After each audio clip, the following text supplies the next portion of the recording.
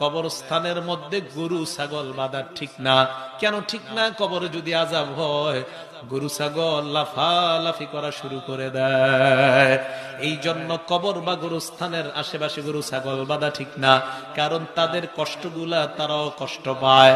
আল্লাহর নবী এই কথাগুলা কেন বললেন? এক বর্ণনায় আসছে, কবর আমাকে আপনাকে ডাক দিয়ে বলে, আনা বাইতুল গুরবা, আমি অপরিচিত ঘর, আমার কাছে আসার আগে চিন্তা ভাবনা করে আসবা। কবর ২ নাম্বার বলে, আনা বাইতুল ওয়াহদা, আমি একাকিত্বের ঘর, আমার কাছে আসার আগে চিন্তা করে আসবা, তোমার একা থাকা লাগবে।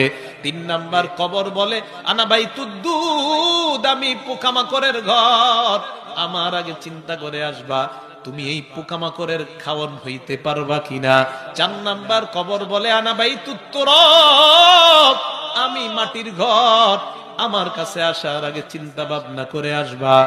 এই জন্য নবী কবরের সামনে বসে বললেন, এ সাহাবাদের দল, কবরের আযাব থেকে তোমরা পানাহ চাও, তাহলে বলেন কবরে সবার যাওয়া লাগবে কি লাগবে না?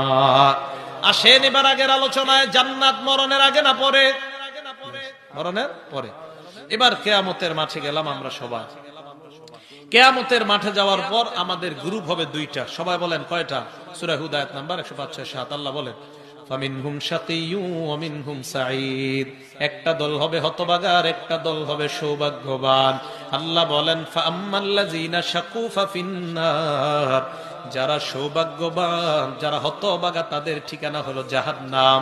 ওয়া আম্মাল্লাযীনা সুঈদু ফাফিল জান্নাহ, আল্লাহ বলেন, আর যারা সৌভাগ্যবান, আমি আল্লাহ তাদেরকে মেহমান খানা হিসাবে জান্নাতের ঘোষণা করলাম। এবার আপনারা বলেন, হতভাগা হব আমরা নাকি সৌভাগ্যবান? সবাই বলেন হতভাগা না সৌভাগ্যবান? সৌভাগ্যবান আবার যারা, তাদের গুণ হবে 2টা। জোরে বলেন কয়টা? সূরা কাহাফ আয়াত নাম্বার 107 আল্লাহ বলেন, ইন্নাল্লাযীনা আমানু, 1 নাম্বার যারা ঈমান আনবে, 2 নাম্বার ওয়া আমিলুস সলিহাত, যারা নেক কাজ করবে।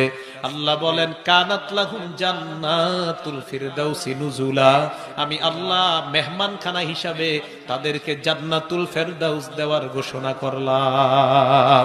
তাহলে আবার আসেন, জান্নাত মরণের আগে না পরে? সবাই বলেন। মরণের পরে কিয়ামতের মাঠে গ্রুপ হবে 2টা, একটা হতভাগা আর একটা সৌভাগ্যবান। সৌভাগ্যবান কারা?